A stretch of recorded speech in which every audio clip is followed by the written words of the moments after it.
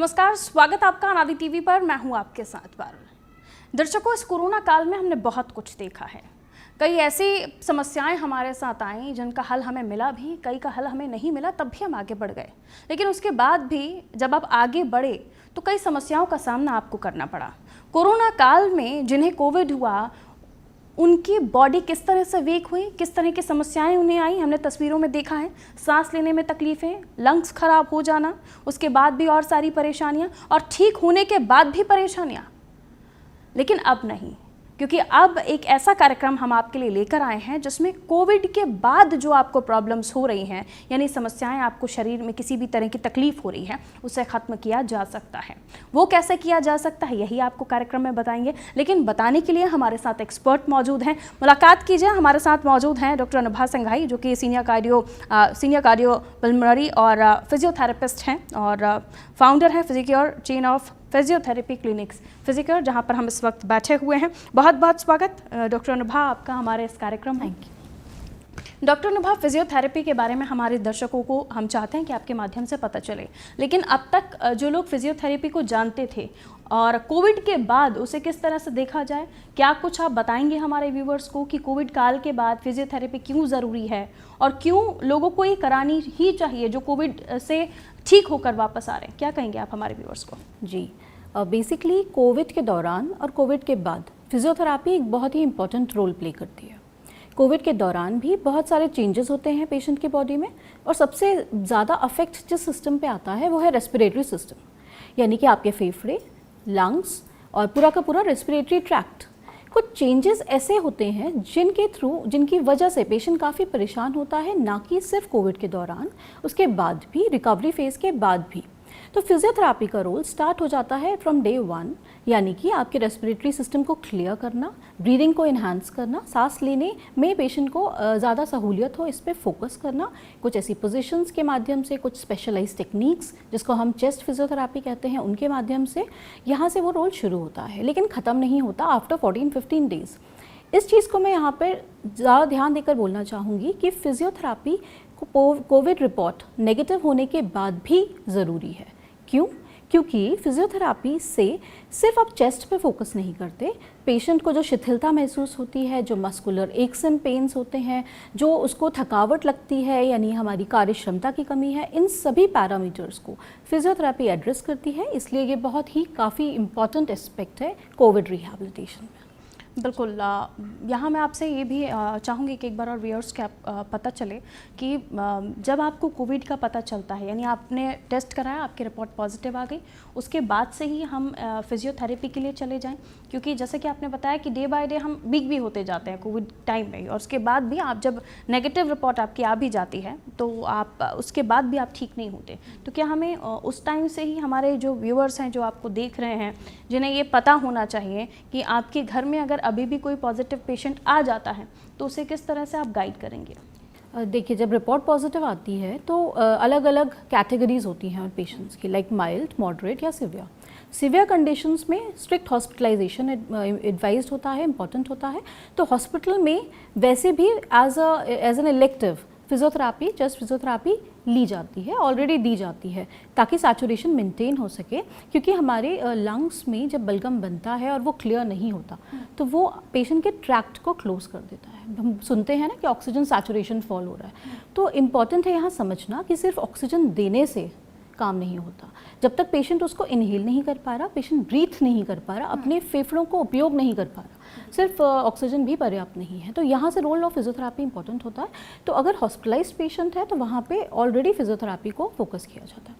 अब वो पेशेंट्स जो कि माइल्ड या मॉडरेट हैं और घर पे हैं, उस कंडीशन में हम पेशेंट को एडवाइस करते हैं कि आप एटलीस्ट अपनी ब्रीदिंग को फोकस करके रखें, सही तरीके से बैठना, लेटना, बलगम बन रहा है तो उसको कैसे थूकना या निकालना, और इसके अलावा मांसपेशियों के लिए भी, क्योंकि हमारी मांसपेशियां ना हमेशा एक रूल फॉलो करती हैं। अगर आप उनको 15 दिन तक कुछ भी काम नहीं करेंगे, जैसे बोलते हैं रेस्ट फेज में डाल देंगे, तो वो ख़राब होने लगती हैं, they go into a state of weakness, या फिर बाद में वो परेशानी पेशेंट को दिखती है। तो उस टाइम पे फिजियोथेरेपिस्ट के गाइडेंस के थ्रू हम एक एडवाइस देते हैं कि एटलीस्ट वो चीज़ें जो ज़्यादा एनर्जी कंज्यूम नहीं करती, पेशेंट को थकाती नहीं है लेकिन ज़रूरी बहुत है, उस कंडीशन में विद अ गाइडेंस आप घर पे भी स्टार्ट कर सकते हैं माइल्ड फिजियोथेरेपी। बिल्कुल, ये बहुत अच्छी बात है जो डॉक्टर ने अभी बताई कि अगर आप इनके पास नहीं पहुंच पा रहे, वैसे तो मैम जैसे हमारे साथ अभी डिस्कस कर रहे थे तो बता रहे थे ऑल ओवर भोपाल में अलग अलग कॉर्नर्स पे इनके क्लिनिक्स हैं और आपको घर से पिक करवाना, ड्रॉप करवाना, ये सारी फैसिलिटीज़ आप लोग दे रहे हैं। बहुत अच्छी बात है क्योंकि इस कोरोना काल में सबसे ज़्यादा प्रॉब्लम्स जो हुई हैं, हमने अकेलापन महसूस किया है कि हम अकेले पड़ गए हैं, हमारे पास कोई नहीं आ रहा, हमारे साथ कोई नहीं जा रहा। और ऐसे समय में अगर आपको पोस्ट कोविड या कोविड के दौरान भी अगर आपको कोई ट्रीटमेंट चाहिए तो डॉक्टर्स अवेलेबल हैं, फिजियोक्योर में आप आ सकते हैं या इन्हें कांटेक्ट कर सकते हैं। बहुत सारी फैसिलिटीज़ हैं, अलग अलग ट्रीटमेंट्स हैं। आगे हम और भी बात करेंगे मैडम से। मैम ये ज़रूरी हो जाता है जानना कि अलग अलग एज ग्रुप्स हैं जिन्हें अब हम देख रहे हैं, अब बच्चों में भी ये चीज़ें होने लगी हैं और आने वाला थर्ड फेज़ तो ये भी बताया जा रहा है कि बहुत ज़्यादा बच्चों के लिए प्रॉब्लम क्रिएट कर सकता है। तो अलग अलग एज ग्रुप के लिए अलग अलग तरह की आपकी थेरेपीज़ होती हैं या फिर पर्टिकुलर आप प्रॉब्लम को देखने के बाद आप टारगेट करते हैं कि अब आपको आगे क्या करना है? थेरेपी बेस्ड होती है इंडिविजुअल प्रिस्क्रिप्शन पे, असेसमेंट पे। जी। हर पेशेंट अपने आप में अलग होता है, तो जब हम पेशेंट को कंसल्ट करते हैं तो उसका एक प्रॉपर असेसमेंट लिया जाता है कि उसकी क्या स्थिति है कोविड के पहले, कोविड के दौरान, ठीक है, और इनफैक्ट कोविड के बाद भी हम कहें तो उसका पहले का ब्रीदिंग पैटर्न कैसा था, अभी कैसा है, उसकी मांसपेशियों की पहले एक्टिविटी कैसी थी, अब कैसी है, बच्चे हों या बुज़ुर्ग हों। हाँ, थोड़ा सा सबसे बोलते हैं ससेप्टेबिलिटी ज़्यादा होती है कि बुज़ुर्गों में ज़्यादा चांसेस हैं कि वो इतनी जल्दी इन्फेक्टेड भी होते हैं, उतनी जल्दी रिकवरी नहीं होती। लेकिन अगर गाइडेड प्रोटोकॉल रहे उनके हिसाब से, इसीलिए मैं हमेशा बोलती हूँ कि फिजियोथेरापी किसी भी कंडीशन में पेशेंट सेंटर्ड होती है, जनरल नहीं होती। सबके लिए एक चीज़ हम नहीं फॉलो कर सकते। जनरल बेसिस पे कुछ guidelines are common to all, but हमेशा एक जब आप 1-to-1 कंसल्टेशन देते हैं तो पेशेंट के हिसाब से हम एक प्लान बनाते हैं और वो प्लान ज़्यादा अच्छा रिजल्ट देता है रिकवरी में। बिल्कुल। एक चीज़ अभी आपने जो से पहले वाले क्वेश्चन पर मेरे कही कि हॉस्पिटल्स में भी आपको फिजियोथेरेपिस्ट मिलते हैं और उनके अंडर कंट्रोल भी आप लोगों को एक्टिविटीज़ कराई जाती हैं, लेकिन वो थेरेपिस्ट उतने एक्सपर्ट नहीं होते जो जितने आप लोग, क्योंकि आप लोग पर्टिकुलर एक चीज़ पर ही स्टडी कर रहे होते हैं, उन्हें भी ट्रेन करके लाया जाता है। तो यहाँ आप कितना ज़रूरी मानती हैं कि एक्सपर्ट्स की निगरानी में आपकी फिजियोथेरेपी हो कोविड के बाद भी और ड्यूरिंग कोविड एरा भी या कोविड काल में भी आप अगर पॉजिटिव हो गए हैं तो कितना ज़रूरी हो जाता है एक्सपर्ट के सुपरविजन में आप थेरेपी लें या आप जो ट्रीटमेंट कराएं उन्हें फॉलो किया जाए? देखिए, बहुत ज़रूरी है क्योंकि जैसे हम मेडिकल ब्रांच में देखते हैं, हम अपनी हड्डियों की तकलीफ़ के लिए न्यूरोलॉजिस्ट के पास नहीं जाते। इसी हिसाब से हमारे फिजियोथेरापी में भी स्पेशलिटीज़ होती हैं, जैसे कार्डियोपल्मोनरी फिजियोथेरापी एक स्पेशलिटी है, ऐसे ही musculoskeletal, neuro physiotherapy, paediatrics, geriatrics, different specialities हैं। तो ज़रूरी है कि आप एटलीस्ट एक्सपर्ट गाइडेंस एक बार एक स्पेसिफिक कार्डियोपल्मोनरी फिजियोथेरापिस्ट का लें। फिर फिजियोथेरापिस्ट नॉर्मली जो हॉस्पिटल्स में है उनको भी प्रॉपर्ली ट्रेंड के बाद ही, क्योंकि it's a 4.5 year degree course, तो उसके बाद ही वो रहते हैं, तो ऐसी पॉसिबिलिटी कम है। बट हाँ, रिकवरी फेज़ में अगेन एक अपने अंदाजे से करना या फिर आपकी किसी नोन को ऐसा कराया गया था तो अपने आप स्टार्ट करना, that is not advised at all, क्योंकि हर पर्सन, जैसे मैंने कहा, इज़ डिफरेंट। एंड देन आपकी जो प्रॉब्लम है उसका सोल्यूशन चाहिए तो you need to have 1-to-1 consultation.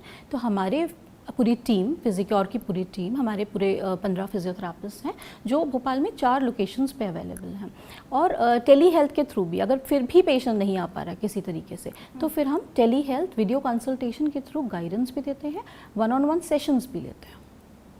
बिल्कुल, ये बहुत अच्छी बात है कि टेली हेल्थ, यानी कि आजकल तो ज़माना ही हो चुका है कि आप ऑनलाइन सारी चीज़ें बुक कर दीजिए या आपको क्लासेस भी लेनी है तो भी आप ऑनलाइन, और टेली हेल्थ के थ्रू भी हम डॉक्टर से एडवाइस ले सकते हैं, फिजियोथेरेपी के बारे में जान सकते हैं। अलग अलग कैटेगरीज़ के बारे में भी हम बात करें अगर, कि फिजियोथेरेपी में जो है कोविड पेशेंट्स में किस तरह की अलग अलग कैटेगरीज़ होती हैं। ट्रीटमेंट का आपने बताया, लेकिन उसके बाद भी क्या और भी चीज़ें आप लोग एडवाइस करते हैं कैटेगरी वाइज? जी, 3 पैरामीटर्स को हम यहाँ फोकस करते हैं पोस्ट कोविड रिहैब में। पहला parameter and the most important part is the chest part, lungs. जब तक ब्रीदिंग, जो कि बेसिक पार्ट है हमारी पूरी लाइफ का, वो अच्छा नहीं हो जाता तो कोई भी पैटर्न काम नहीं करेगा। तो फर्स्ट थिंग इज़ कि हम ब्रीदिंग पे फोकस करें। उसके लिए we have different specialized techniques.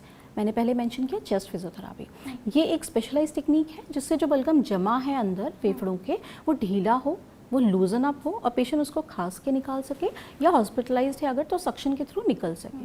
इसमें पॉस्चर्स का भी कुछ अहम रोल होता है, जिसे पॉस्चरल ड्रेनेज कहते हैं। उसके अलावा हम दूसरी कैटेगरी पे भी फोकस छोड़ नहीं सकते, विच इज़ एंड्योरेंस, यानी कि कार्यक्षमता। कई बार आपने नोटिस किया होगा कि पेशेंट बोलता है कि आफ्टर सम टाइम अब रिपोर्ट नेगेटिव है, सब कुछ ठीक है, लेकिन सांस फूलती है। तो ये डायरेक्टली ये नहीं कहेंगे हम कि सिर्फ ब्रीदिंग की प्रॉब्लम है, ये ओवरऑल कार्यक्षमता की प्रॉब्लम है। आप किसी काम को कितने आराम से कर सकते हैं बिना हाफे। हाफना इसलिए होता है क्योंकि ऑक्सीजन नहीं अवेलेबल हो पा रही, कई रीजंस हो सकते हैं। रेस्पिरेटरी मसल्स जो हैं वो वीक हैं, सही पैटर्न से वो ब्रीथ नहीं कर रहा है, या जैसे अभी आप सुनते हैं कि पल्मोनरी फाइब्रोसिस, यानी कि एक ऐसा मान लीजिए कि लंग जो है वो एक डिब्बे के अंदर कैद कर दी गई है और वो एक्सपैंड नहीं हो पा रही, वो फूल नहीं पा रही, जबकि लंग बेसिकली एक बलून है। तो ये सारे पैरामीटर्स को कवर करके हम एंड्योरेंस पे वर्क करते हैं। यहाँ पे गाइडेंस अगेन इंपॉर्टेंट होता है, क्योंकि अगर हम पेशेंट को बोलेंगे कि चलना है तो वो बिना किसी गाइडलाइन के सिर्फ वॉक करेगा, which is not advised. Walking का भी अपना एक क्राइटेरिया है, जैसे एक वार्म अप होना चाहिए यहाँ पे, है ना, ताकि धीरे धीरे आपका हार्ट रेट, आपका pulse rate plus saturation raise हो कंफर्टेबल जोन में। फिर आप एक निगरानी में, मतलब एटलीस्ट फॉर फ्यू सेशन शुरुआत में एक निगरानी में वॉक करें विथ SpO2 यानी ऑक्सीजन सैचुरेशन मॉनिटर करते हुए, जो पल्स ऑक्सीमीटर के थ्रू हम करते हैं, हार्ट रेट मॉनिटर करते हुए, BP and all parameters monitor करते हुए, फिर कूल डाउन के थ्रू वापस बैठे। ये एक कहने को बहुत सिंपल लगता है walking, but it is again a specialized thing which has to be supervised for the initial days. Second parameter and third again is मांसपेशियों की कंडीशनिंग, यानी मसल की स्ट्रेंथ, अकड़न, फ्लेक्सिबिलिटी पे वर्क करना। कई बार ऐसा होता है कि सारे पैरामीटर्स ठीक हैं, पेशेंट को कोई हाफने की दिक्कत नहीं है, बलगम नहीं है, तकलीफ नहीं है, दर्द नहीं है, बट देन उसको ऐसा फील होता है कि वो अकड़ गया है। जब वो वॉक कर रहा है तो उसको तकलीफ होती है। तो कोई भी हमारी बॉडी में ऐसा अगर एस्पेक्ट रह जाता है तो ट्रीटमेंट कंप्लीट नहीं होता। तो फिजियोथेरेपी में हम तीनों को फॉलो करेंगे, एंड्योरेंस, कंडीशनिंग और the respiratory breathing. Yes, breathing. और उसके अलावा जैसे कि आपने बताया कि आप ऑक्सीमीटर से ऑक्सीजन सैचुरेशन को फोकस करते हुए आप लोग बाकी चीज़ें भी करवाते हैं, उसमें वॉक भी शामिल हो गया। कई बार हमने ये भी, इस तरह की भी खबरें आप लोगों ने भी सुनी होंगी, देखी होंगी कि ठीक होने के बाद हमने नॉर्मल एक्सरसाइज करने लगे, हम जिम जाने लगे, हम कार्डियो करने लगे, और उसके बाद जो ऑक्सीजन लेवल जिसके बारे में आप कह रहे थे वो अगर आपका डाउन होता है तो हार्ट अटैक जैसे चांसेस भी हो जाते हैं। क्या ये जो हम अभी हार्ट अटैक की खबरें सुन रहे हैं, अलग अलग जगहों पर अलग अलग रीज़न हो सकते हैं, लेकिन आप मानते हैं ये भी एक कारण हो सकता है कि आपने अपना ऑक्सीमीटर मॉनिटर नहीं किया, आपने अपना ऑक्सीजन नहीं देखा? देखिए, हमेशा प्रोग्रेसिव या ग्रेजुअल प्रोग्रेशन के साथ चीज़ें हों तो वो सेफ़ होती हैं। बहुत ही बारीक डिफरेंस होता है एक्सरसाइज और एक्सर्शन के बीच में। पेशेंट जहाँ एक्सरसाइज ओवर एक्टिविटी करने लगता है और वो एक्सर्शन के फॉर्म में आ जाता है तो चीज़ें ऐसी कॉम्प्लिकेशंस की फॉर्म में हो सकती हैं। इसीलिए हम हमेशा मॉनिटर करते हैं कि क्या ऐसा है कि 2-3 मिनट के बाद पेशेंट का सैचुरेशन फॉल हो रहा है, तो वी विल नेवर एडवाइज कि आप कोई भी एग्रेसिव एरोबिक एक्टिविटी करो। एरोबिक यानी कि साइकिलिंग हुई, एकदम फास्ट, ट्रेडमिल है, वॉकिंग, रनिंग, हम एडवाइस नहीं करते। तो उसके हिसाब से हम हमेशा प्लान करते हैं। ब्रीदिंग एक्सरसाइजेस फिजियोथेरेपी में जो हम बताते हैं वो काफ़ी अलग अलग कैटेगरीज में भी आती हैं, जिसमें एक सिंपल डीप ब्रीदिंग से लेकर एक specially we call it spirometry, है ना, which is a very very specific form. एक स्पायरोमीटर एक डिवाइस है जिसके थ्रू आप देखते हैं कि आप कितनी एयर आप अच्छे से इनहेल कर सकते हैं, अपने फेफड़ों में ले सकते हैं, फुला सकते हैं। फिर हम उसको ट्रेन करते हैं, धीरे धीरे वॉल्यूम्स बढ़ाते हैं। 500 ml अगर पेशेंट ले पा रहा है तो वहाँ से शुरू करते हुए 2500 ml तक। तो ये एक तरीका है जिससे आपके फेफड़े प्रोग्रेसिवली इंप्रूव कर रहे हैं। हमने कुछ क्रैश कोर्स या शॉर्ट कोर्स नहीं करा कि आपने 2 दिन ब्रीदिंग किया और तीसरे दिन जिम स्टार्ट कर दिया, नहीं। इसलिए कॉम्प्लिकेशंस नहीं होते अगर आप गाइडेड सुपरविजन में काम करते हैं। बिल्कुल। यहाँ मैं आगे जो मैं क्वेश्चन करने जा रही हूँ वो हमारी जो गवर्नमेंट है वो ऑक्सीजन पर योगा पर बहुत फोकस कर रहे हैं, तो आप कितना इम्पोर्टेंट मानते हैं कि योगा भी हो और साथ में क्योंकि अभी हमने जो देखा MP में, यहाँ पर हम योगा को देख रहे थे कि सारी जगहों पर पेशेंट को योगा कराया जा रहा था, लेकिन 100% योगा से ही काम नहीं होगा, ये भी ज़रूरी है। तो आप कितना ज़रूरी मानते हैं कि गवर्नमेंट इस मामले में एडवाइस ले या समझे कि सिर्फ इसी से काम नहीं चलेगा? देखिए, योगा भी एक फॉर्म है, जैसे हम बोलते हैं वी ऑलवेज प्रमोट एक्सरसाइजेस, और योगा भी वैसा ही है, गलत नहीं। लेकिन बस एक चीज़ मैं कहूँगी कि हमेशा चाहे आप फिजियोथेरेपी लें या योगा है, अपना फर्स्ट कंसल्टेशन अपने स्पेसिफिक बॉडी के हिसाब से लें, जनरल ना करें कि सब लोग एक ग्रुप में करने लगे जो कोविड पेशेंट्स हैं। हो सकता है आपको कुछ ऐसा प्रॉब्लम हो जो दूसरों को नहीं हो, और सिंपल भी हो सकता है, बैक पेन से लेकर घुटनों के पेन से लेकर दूसरे मस्कुलर पेन से लेकर, इट कैन बी एनीथिंग। तो ज़रूरी है कि आप अपना कंसल्टेशन लें। हाँ, physiotherapy again it is a 4.5 year old degree course, तो उसके बाद स्पेशलाइजेशन होता है। तो वो इस कंडीशन में जो कि एक मेडिकल चीज़ है, मैं चाहूँगी कि उस चीज़ को पहले प्रायोरिटाइज़ किया जाए। बिल्कुल, तो इस बात का भी बेहद ध्यान रखना चाहिए कि आप जैसे जैसे ठीक होते हैं, आपकी बॉडी वैसे वैसे ठीक नहीं हो रही होती है, आपकी बॉडी के पार्ट्स वैसे वैसे वर्क नहीं कर रहे होते हैं जब आप नॉर्मल जैसे आपके बॉडी के पार्ट्स वर्क कर रहे थे। तो आप जब कोविड से आप उठकर वापस आते हैं, यानी आप नेगेटिव हो जाते हैं, आप अपने आप को तंदुरुस्त स्वस्थ समझने लगते हैं, एक्चुअली आप स्वस्थ नहीं होते हैं। आपको लगता ज़रूर है कि अब नेगेटिव आ गई ये रिपोर्ट, वरना हम सब ठीक हैं, लेकिन उसके बाद भी जो रिकवर आपकी बॉडी के जो पार्ट्स हैं वो कर रहे होते हैं, वो एक्चुअली फिजियोथेरेपी के थ्रू या एडवाइस लेने के बाद या ट्रीटमेंट लेने के बाद ही होते हैं। अगला मेरा सवाल आपसे ये है कि अब इन दिनों हम देख रहे हैं कि आने वाले समय में जो हेल्थ को लेकर जो प्रमोट्स होना चाहिए, जो प्रमोशंस होना चाहिए या लोगों को अवेयरनेस होनी चाहिए, अब शायद होने लगेगी। हालांकि पहले से बहुत हम समय से देख रहे हैं कि कुछ लोगों ने अब स्टार्ट कर दिया है, हेल्थ को लेकर कॉन्शियस हो गए हैं, लेकिन अभी भी हमारे जो कंट्री है उसमें एक पार्ट ऐसा है जो इन सब चीज़ों को तवज्जो नहीं देता। उनको ना डाइट का ध्यान रखना है, उनको ना अपनी हेल्थ का ध्यान रखना है, ना एक्सरसाइज का ध्यान रखना है। उनको आप कैसे देखती हैं कि जिन्होंने कभी अपनी लाइफ में वर्कआउट किया ही नहीं, बहुत ज़्यादा वर्क किया ही नहीं, उन्हें कितना प्रॉब्लम हो सकता है कोविड के बाद, और फिर उन्हें क्या एडवाइस आपकी तरफ से हो सकती है? देखिए, अवेयरनेस तो हमेशा फर्स्ट स्टेप होता है किसी भी चीज़ का, तो अवेयर होना बहुत ज़रूरी है। क्योंकि देखिए, अचानक एक दिन में ताजमहल नहीं बनता, या कोई भी चीज़ एक दिन में पॉसिबल नहीं होती। तो अगर आपकी बॉडी शिथिल है, तो ये हमने देखा ऑलरेडी कि कोविड की रिकवरी में बहुत डिफरेंस आएगा रादर देन अ पर्सन जो कि पहले काफ़ी एक्टिव रहे हों या काफ़ी स्टेबल रहे हों। तो हमेशा अपने आप हेल्थ को प्रायोरिटाइज़ करना ज़रूरी है। आपको शुरू से अपने दर्द को समझना ज़रूरी है, झेलना नहीं कि पेन है, बैक पेन्स हैं वो तो होंगे, या आफ्टर एन एज के बाद नी पेन है तो वो होंगे। नो, अगर कोई भी पेन है और वो नहीं जा रहा है, फिजियोथेरेपी में एटलीस्ट आप कंसल्ट कर सकते हैं कि उसका कारण क्या है। अगर वो मांसपेशियों से रिलेटेड है, जॉइंट से रिलेटेड है, तो physiotherapist are the best person to guide you. वहाँ से आप समझें, क्योंकि कोई भी बीमारी अब आजकल कभी भी हो सकती है, ये हमें कोविड ने सिखा दिया। लेकिन रिकवरी किस पे डिपेंड करती है कि आप कितना हेल्दी हैं, हेल्दी स्टेट ऑफ माइंड या हेल्दी स्टेट ऑफ बॉडी। बिल्कुल, पहले से ही अगर कोई आपके पास फिजियोथेरेपी के लिए आ रहा हो, या हमने कहा कि अवेयरनेस है, लोग अपनी मसल्स को लेकर कॉन्शियस है, या उन्हें लगता है कि कुछ प्रॉब्लम हो रही है, तो वैसे आपसे ट्रीटमेंट ले रहे हैं ऑलरेडी, और अचानक उन्हें इस तरह की कोई बीमारी हो जाती है, कोविड ही हो जाता है, तो फिर उसके बाद कितने चांसेस होते हैं उनके रिकवर करने के, क्योंकि पहले से ही वो ट्रीटमेंट ले रहे होते हैं? वो बेटर होते हैं, क्योंकि जब वो पहले से हमारे टच में होते हैं तो वो काफ़ी सारी चीज़ें और भी नोटिस करते हैं। क्लिनिक्स इसलिए हम हमेशा एडवाइस करते हैं रादर देन होम पे, जो लोग चाहते हैं कि घर पे ही ट्रीटमेंट हो जाए। Clinics are always better because you see around, आप देखते हैं कि और क्या क्या टाइप के पेशेंट्स हैं और क्या क्या टाइप की कंडीशंस लोग फेस कर रहे हैं, and then you get a guidance कि हाँ, मैं इस चीज़ के लिए आया था, लेकिन अब मुझे ऐसी भी कंप्लेन है, तो ये हो सकती है फिजियोथेरेपी से। जैसे आप एग्जाम्पल ले लीजिए, तो शोल्डर, फ्रोजन शोल्डर एक एग्जाम्पल है कि कोई बैक पेन के लिए आया एंड पर्सन फेल्ट कि मुझे कंधे में भी तकलीफ थी, कि हाँ, ये शायद आपको डायरेक्ट एडवाइस ना मिले आपके डॉक्टर से, या मिले भी, but in any case it is always advice. तो कोविड रिकवरी या कोई भी कोविड के अलावा हम पहले देखते थे कैंसर हुआ, या बहुत सारी ऐसी बीमारियां हैं जो अचानक आई, लेकिन उसकी रिकवरी इस पे ही डिपेंड करती है कि आपका इनिशियल बेस कैसा है, आपकी बॉडी कैसी है, आपका ओवरऑल स्टैमिना कैसा है, कंडीशनिंग कैसी है। बिल्कुल, तो ये सारी चीज़ें देख कर आगे आपको बताया जाता है, लेकिन हमारे कई सारे व्यूवर्स चाह रहे हैं कि आप हम अनादि टीवी के प्लेटफॉर्म के माध्यम से भी उनको कुछ एडवाइस दे दें, फिर चाहे वो कोविड फेस कर रहे हो या ठीक होकर आए हों। क्या कहना चाहेंगे आप ऐसे लोगों को जो उस वक्त चाहते हैं कि आपकी मदद से उनका कुछ भला हो जाए? जी, बेसिकली देखिए, कोविड के बाद की रिकवरी हो या कुछ भी, आप एक बार कंसल्ट करें, और consultation is very easy. Physicure 4 centres के साथ ओपन है, लालघाटी, इंद्रपुरी, बावड़िया कला और होशंगाबाद रोड पे। प्लस टेली हेल्थ के थ्रू हम कभी भी आप हमारे एक्सपर्ट फिजियोथेरेपिस्ट से कनेक्ट कर सकते हैं।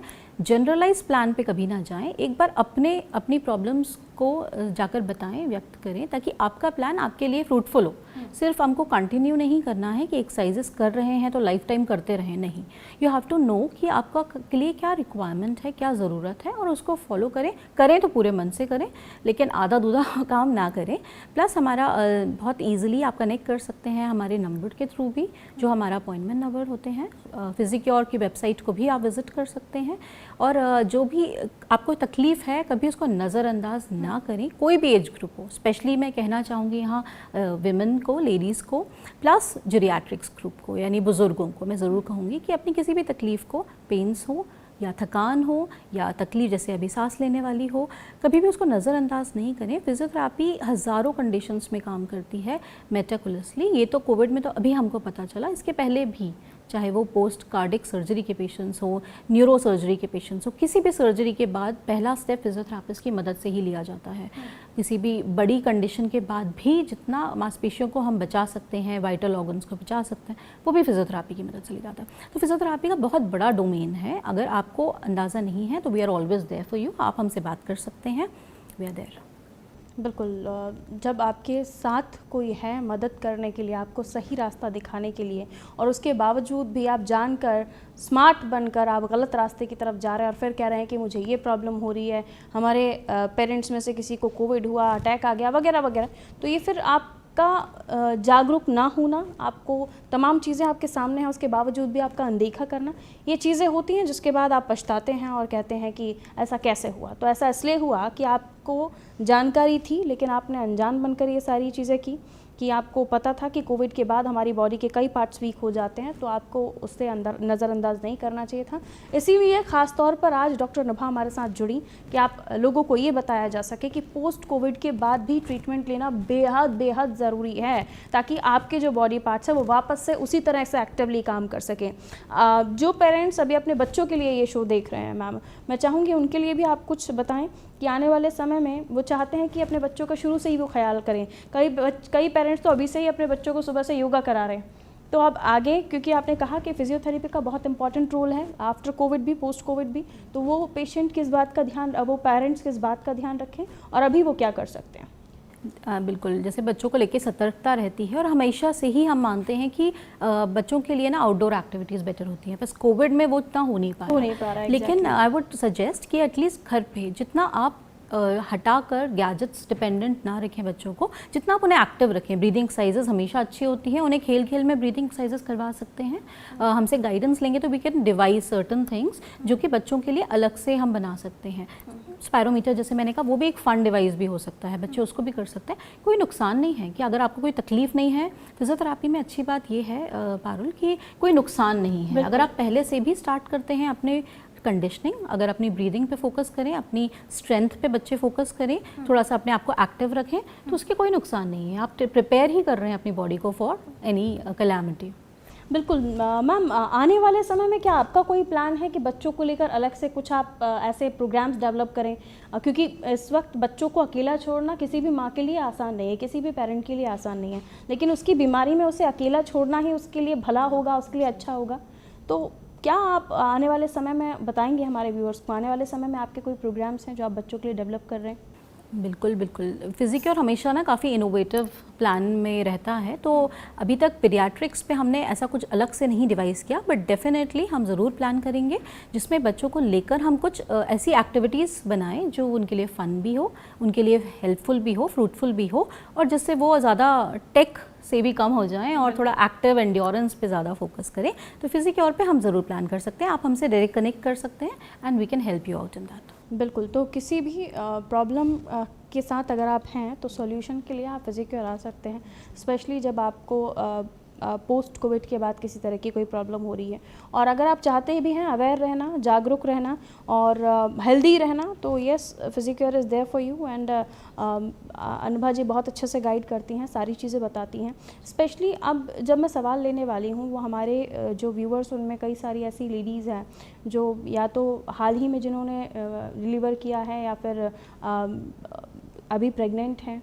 उन्हें आप क्या बताना चाहेंगी, किस तरह से वो अपना ख्याल रखें? या इस टाइम पर भी हम देख रहे हैं कि end of the moment 8-9 month जब उनके प्रेगनेंसी के हैं तब उन्हें कोविड हो रहा है, तो ऐसे जो पेशेंट्स हैं उन्हें आप क्या कहना चाहेंगे, ख़ास तौर पर प्रेग्नेंट वेमेन? ये ग्रुप जो है प्रेगनेंसी का, लेटेंसी का, ये बेसिकली काफ़ी एक ऐसा ग्रुप है जिसमें हम बहुत ज़्यादा चीज़ों को चेंज नहीं कर सकते, लेकिन हाँ उनके लिए हमारे पास ऑलरेडी प्लान्स होते हैं, एंटीनेटल पोस्टनेटल प्लान्स होते हैं। डिलीवरी के बाद भी कैसे हमको रीगेन करना है अपना वापस पूरा, चाहे वो ब्रीदिंग हो, चाहे वो अपना पोस्चर हो, आपका बैठने उठने का तरीका हो, मांसपेशियों की स्ट्रेंथ हो, फ्लेक्सिबिलिटी हो, और ऐसे ही एंटीनेटल भी। आपको थ्रू आउट 9 मंथ हम हमेशा अपने प्लान्स में गाइड करते हैं कि क्या चीज़ें हैं जो आपको अभी से स्टार्ट करनी चाहिए ताकि बाद में कोई कॉम्प्लिकेशंस का सामना नहीं करना पड़े। कोविड में अगेन उस कंडीशन में आपको एक्सपर्ट गाइडेंस की ज़रूरत है। आप ये नहीं सोच सकते कि आप सिर्फ थोड़ा मोड़ा कुछ भी कर लेंगे गूगल से या यूट्यूब से तो इट विल बी डन। नहीं, प्रेगनेंसी में ख़ास तौर पे आपको फिजियोथेरेपी में ना अलग से हमारी पूरी ब्रांच होती है जिससे हम गाइडेंस देते हैं। तो ब्रीदिंग में अच्छे से ब्रीथ करना, किस तरह से उसको क्लियर करना, हम कुछ टेक्निक्स भी यूज़ करते हैं, हफिंग कफिंग बोलते हैं, उसको कैसे करना, ब्रीदिंग को और कितना फ्रूटफुल बनाना, एनहांस करना। तो प्रेगनेंसी में भी physiotherapy is very important. Again we have plans and हम हमेशा तैयार। अच्छा, आपने गूगल यूट्यूब का जिक्र किया तो एक बात और आ जाती है कि इसको देखकर सब लोग डॉक्टर टीचर बने हुए हैं। तो ऐसा कोई केस आपके पास कभी आया जिसमें उन्होंने ऐसा कुछ एडवांस कर दिया गूगल यूट्यूब से जिसके बाद आपको उसे संभालना पड़ा? बिल्कुल, देखिए हमेशा इसीलिए स्पेशलिटी होती है। अगर सब कुछ इतना आसान होता तो मेडिकल फील्ड ही शायद एग्जिस्ट नहीं करती। तो गलत नहीं होता है सब कुछ, कुछ चीज़ें जनरलाइज्ड होती हैं जो हर कोई स्टार्ट कर सकता है। लेकिन अगर आप कहीं अटक गए हैं, अगर आपको लग रहा है कि आपकी कोई प्रॉब्लम है जो सॉल्व नहीं हो रही है, तो वहाँ पे या तो आप उस चीज़ को छोड़ देंगे पूरी तरह से, या तो आप गलत तरफ चले जाएंगे। दोनों ही गलत है। बेहतर होगा कि आप उस चीज़ को समझें कि कोई पेन है और वो नहीं जा रहा है काफ़ी दिन तक, तो उसका कोई वजह होगी। अगर ऐसा है कि आप पूरा कोशिश करा पर देन आपको रिजल्ट नहीं मिल रहा है, तो उसका भी कुछ होगा। तो यहाँ पे you need to think and focus कि नहीं, यूट्यूब नहीं, डायरेक्टली आप उनसे कंसल्ट करें जिन्होंने स्पेशलिटी, खुद ही नहीं पता हो कि प्रॉब्लम क्या है आपके साथ। एग्जैक्टली, तब और भी परेशानी। लाइन फॉलो करने से कहीं नहीं पहुँच पाएंगे। बिल्कुल, तो कहीं गलत जगह पर पहुंचने से अच्छा है कि सही जगह पहुंचे। और जब डॉक्टर साहब के पास हैं, फिजियोथेरेपिस्ट आपके पास हैं और उन्होंने भी इतनी मेहनत की हुई है अपनी फील्ड में ताकि आपका सही तरीके से इलाज कर सके, तो आप खुद क्यों डॉक्टर बनना चाह रहे हैं। खैर, बहुत बहुत शुक्रिया डॉक्टर अनुभा हमारे साथ जुड़ने के लिए और इतनी अच्छी जानकारी हमारे व्यूअर्स को देने के लिए। तो देखिए, हम पॉजिटिव हुए, उसके बाद हम नेगेटिव भी हो गए। मैं कोविड की बात कर रही हूँ। और उसके बाद हमने सोचा कि हम तंदुरुस्त हो गए, चलिए जिम चलते हैं, वॉक कर लेते हैं, कार्डियो कर लेते हैं, साइकिलिंग कर लेते हैं। उसके बाद अलग अलग तरह की प्रॉब्लम आपको हो जाना, कई लोगों का हार्ट फेल भी हो रहा है, हार्ट अटैक जैसी समस्याएं हो रही हैं। तो आने वाले समय में यानी कोविड से निकलने के बाद भी आपका ट्रीटमेंट है जो आपको करना है। आप अपने आप को नेगेटिव होने के बाद तंदुरुस्त बिल्कुल ना समझिए, अपनी हेल्थ पर ध्यान दीजिए, अच्छा खाइए, खुश रहिए। और जैसा कि अभी डॉक्टर अनुभा ने बताया कि फिजियोथेरेपिस्ट के पास जाइए, खुद मत डॉक्टर बन जाइए यूट्यूब गूगल को देखकर, वरना आने वाले समय में और बड़ी परेशानी आपके लिए हो सकती है। डॉक्टर अनुभा ने हमें प्रेग्नेंट वुमेन के बारे में भी बताया, बच्चों के बारे में भी आगे कुछ प्लान्स हो सकते हैं अगर आप लोग डिस्कस करते हैं तो, और बुजुर्गों के बारे में भी किस तरह से वो ट्रीटमेंट देती हैं। पिक एंड ड्रॉप फैसिलिटी भी फिजिक्योर आपको दे रहा है और उसके अलावा भी आप यहाँ पर रह भी सकते हैं। मतलब अगर आपको दिन भर आपके पास कोई संभालने वाला नहीं है तो आप यहाँ रुककर अलग अलग जो इनके सेशंस हैं उनका ट्रीटमेंट आप ले सकते हैं। सारी फैसिलिटी है, बस आपका गलत कदम ना हो, आपका सही कदम हो और आप आने वाले समय में फिट हो जाएंगे, ये गारंटी भी फिजिक्योर देता है। खैर, मुझे दीजिए इजाज़त और खबरों के लिए आप देखते रहिए अनादि टीवी। रखिए अपना ख्याल। नमस्कार।